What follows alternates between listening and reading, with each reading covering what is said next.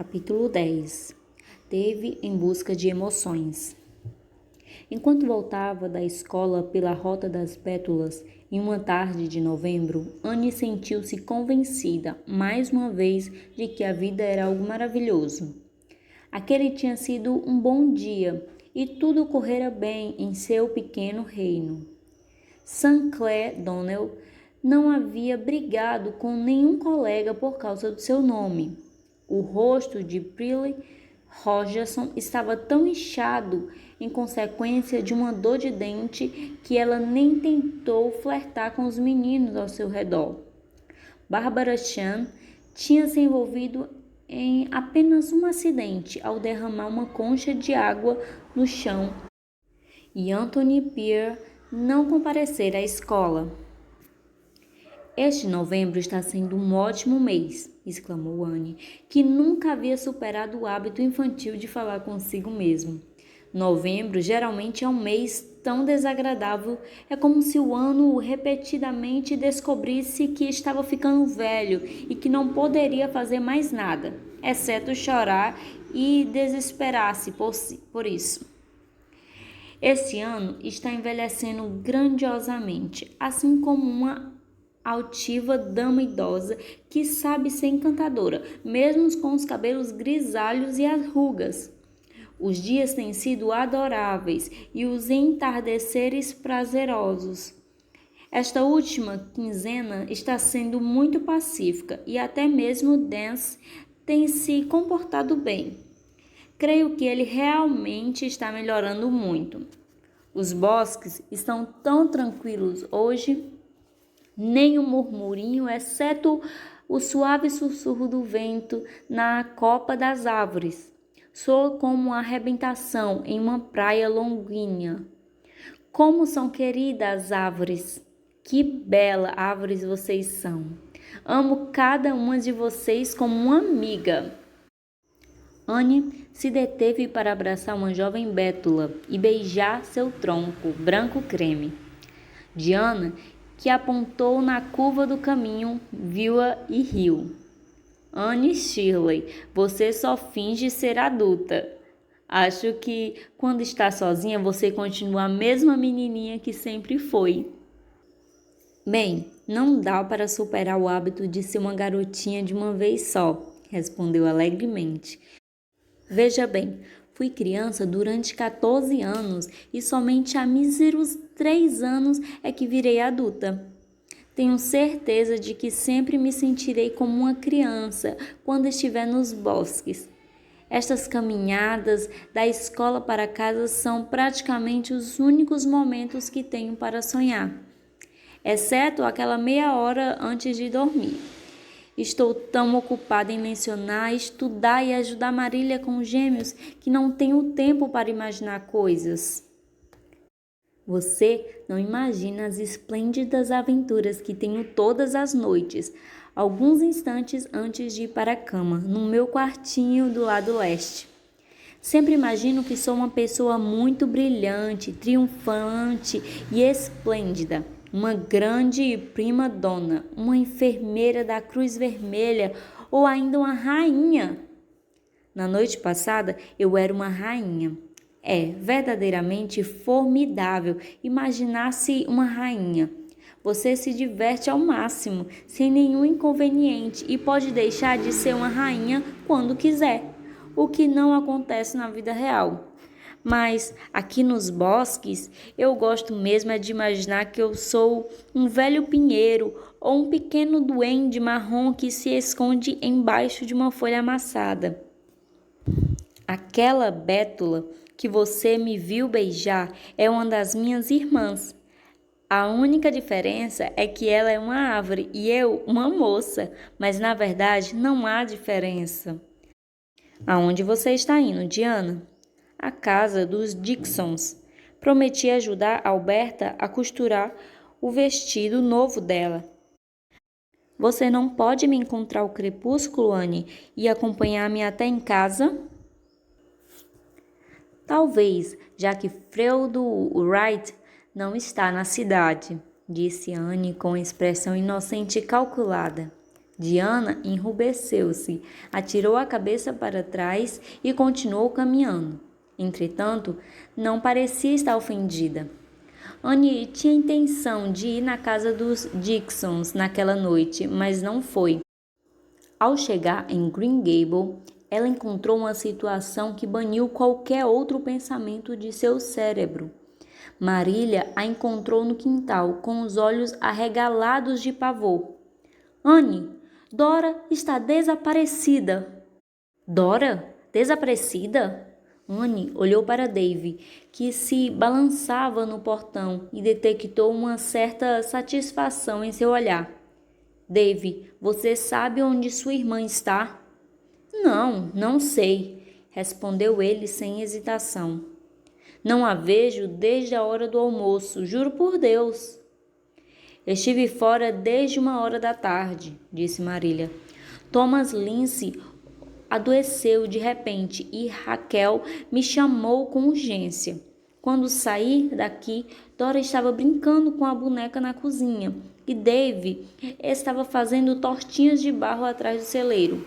Eu cheguei em casa meia hora atrás e não consigo encontrar Dora. Dave afirma que não a viu desde que eu saí. Não vi mesmo, declarou Dave solenemente. Ela deve estar em algum lugar aqui por perto, disse Anne. Dora jamais iria longe sozinha. Você sabe como ela é tímida. Talvez ela tenha caído no sono em um dos quartos. Marília balançou a cabeça. Eu já procurei pela casa inteira, mas ela pode estar no celeiro ou no estábulo. Uma busca completa foi realizada. Cada canto da casa, do quintal e das construções externas foi esquadrinhado pelas duas mulheres preocupadas. Anne vasculhou os pomares e a floresta assombrada, chamando por Dora. Marília acendeu uma vela e explorou o porão. Dave acompanhou uma de cada vez e foi muito criativo ao sugerir os lugares em que Dora poderia estar escondida. Por fim, os três se reencontraram no quintal. É um grande mistério, murmurou Marília. Onde ela está? Disse Anne, miseravelmente. Talvez ela tenha tropeçado e caído dentro do poço, sugeriu Dave, com animação. Anne e Marília entreolharam-se temerosas. A hipótese tivera com as duas durante toda a busca, mas nenhuma delas ousara colocá-la em palavras. Ela pode ter caído, sussurrou Marília. Anne sentiu-se frágil e nauseada. Foi até a beira do poço e olhou. O balde estava pendurado pelos lados de dentro. Lá embaixo, bem no fundo, era possível enxergar o brilho da água. O poço dos Cuthberts era o mais profundo de Avonlea. Se Dora... Mas Anne não conseguia suportar a ideia. Ela estremeceu e voltou-se para longe. Vá correndo chamar o Sr. Hanson, pediu Marília, retorcendo-se as mãos. O Sr. Hanson e John Henry não estão em casa. Eles foram até a cidade. Vou chamar o Sr. Barry. O Sr. Barry acompanhou Anne, trazendo consigo um rolo de corda, em cuja extremidade tinha atado um instrumento parecido com uma garra, que um dia fora um gancho de jardinagem. Marília e Anne ficaram ali por perto, trêmulas de horror e medo, enquanto o Sr. Barry vasculhava o poço. E Dave, montado no portão, observava o grupo com uma expressão que indicava grande contentamento. Por fim, o Sr. Barry balançou a cabeça com ar aliviado. Ela não pode estar lá embaixo. No entanto, é muito curiosa a questão do paradeiro dela. Olha aqui, rapazinho, tem certeza de que não faz ideia onde está sua irmã? Já disse 1 dúzia de vezes que não sei, disse Dave com ar ofendido. Talvez um mendigo tenha roubado Dora. Quanta bobagem, disse Marília com severidade, aliviada do terrível medo do poço. Anne, você acha que Dora pode ter ido à fazenda do Sr. Hanson? Desde o dia em que você a levou até lá, ela só fala do tal papagaio. Não creio que Dora teria se aventurado tão longe sozinha, mas irei até lá para conferir.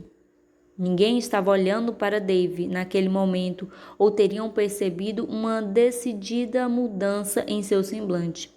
Em silêncio, o menino desceu no porão e correu para o celeiro o mais rápido que suas perninhas rechonchudas conseguiam. Anne cruzou os campos até a fazenda do Sr. Hanson, com muita pressa e sem grandes esperanças. A casa estava trancada, as persianas estavam fechadas e não havia nenhum sinal de vida no local. Ela foi até a varanda e gritou por Dora. Ginger, que estava na cozinha, guinchou alto e xingou com repetidas ferocidades. Porém, em meio ao acesso do pássaro, Anne ouviu um choro lamurioso, vindo da edícula do jardim, a qual o Sr. Hanson usava como depósito de ferramentas. Anne correu para a porta, puxou o ferrolho e encontrou a pequena mortal, com o rosto molhado de lágrimas, desamparadamente sentada sobre um barril de pregos virados de cabeça para baixo. Oh, Dora, Dora, que susto você nos deu! Como veio parar aqui? Dave e eu viemos aqui para ver Ginger, soluçou a menina. Mas não conseguimos vê-lo. Dave só fez com que ele xingasse quando chutou a porta. E então Dave me trouxe até aqui. Correu para fora e trancou a porta, e eu não consegui sair. Eu chorei e fiquei assustada, e eu estou com tanta fome e tanto frio. Pensei que você nunca iria me encontrar, Anne. Dave?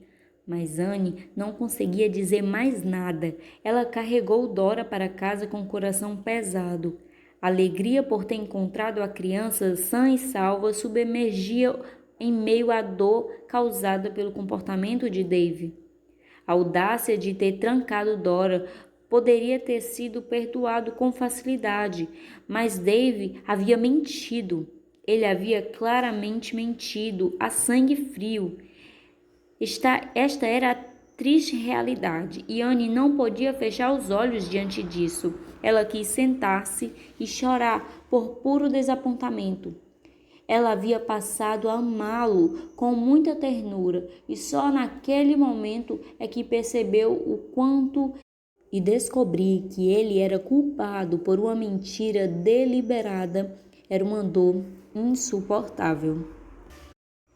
Marília ouviu a história de Anne em silêncio, que não presagiava nada de bom para Dave.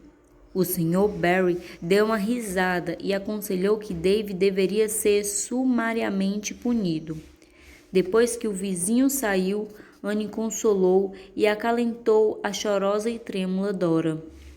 Serviu-lhe o jantar e colocou-a para dormir.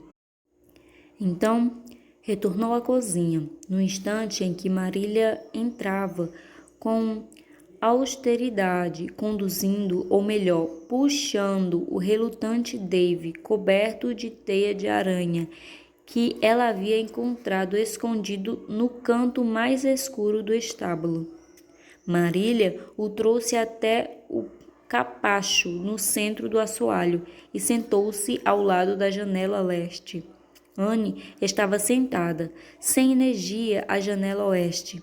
Entre elas estava o réu, em pé. Ele estava de costa para Marília e parecia obediente, assustado, sem força. Mas seu rosto estava virado para Anne. E, apesar de estar com pouco envergonhado, havia um lampejo de camaradagem em seus olhos, como se soubesse que tinha feito algo errado e que seria punido por isso, mas que podia contar com Anne para dar umas boas gargalhadas sobre o assunto mais tarde. Porém, não foi um sorriso escondido que ele encontrou em resposta nos olhos cinzentos da jovem. Como ocorreria se tivesse sido apenas uma travessura? Havia algo diferente, algo feio e repulsivo. Como pôde comportar-se dessa maneira, Dave? Ela perguntou, pesarosamente.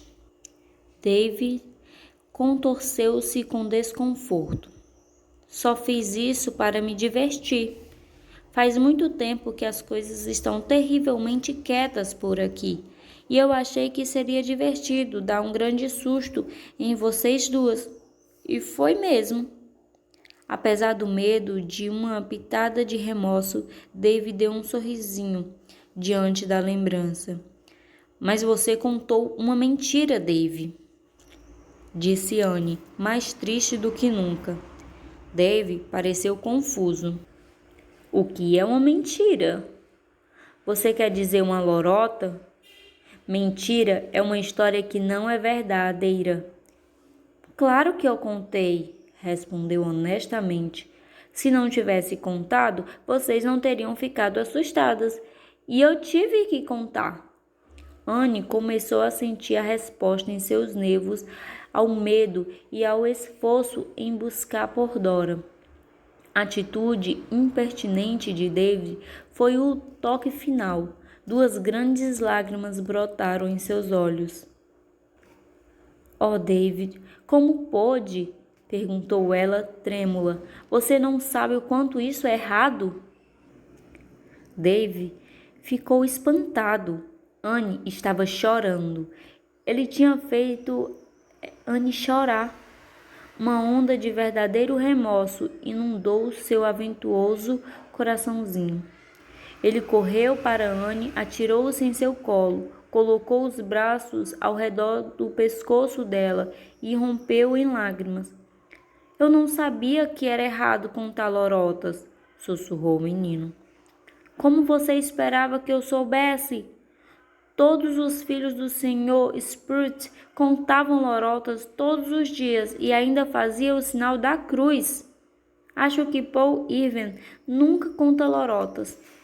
E eu estou tentando muitíssimo ser tão bom quanto ele. Mas agora acho que você nunca mais vai me amar. Você deveria ter me dito que isso era errado. Lamento terrivelmente ter feito você chorar, Anne. E eu nunca mais contarei outra lorota. Dave enterrou o rosto no ombro de Anne e chorou torrencialmente. Ela, em um repentino relâmpago de compreensão, abraçou-o com força e olhou para Marília por cima da cabeça cheia de cachos. Ele não sabia que era errado contar mentiras, Marília. Creio que podemos perdoá-lo dessa vez, se ele prometer nunca mais dizer coisas que não são verdadeiras. Nunca mais, agora que eu sei que é ruim, declarou Dave, entre soluços. Se você me pegar contando uma lorota de novo, você pode...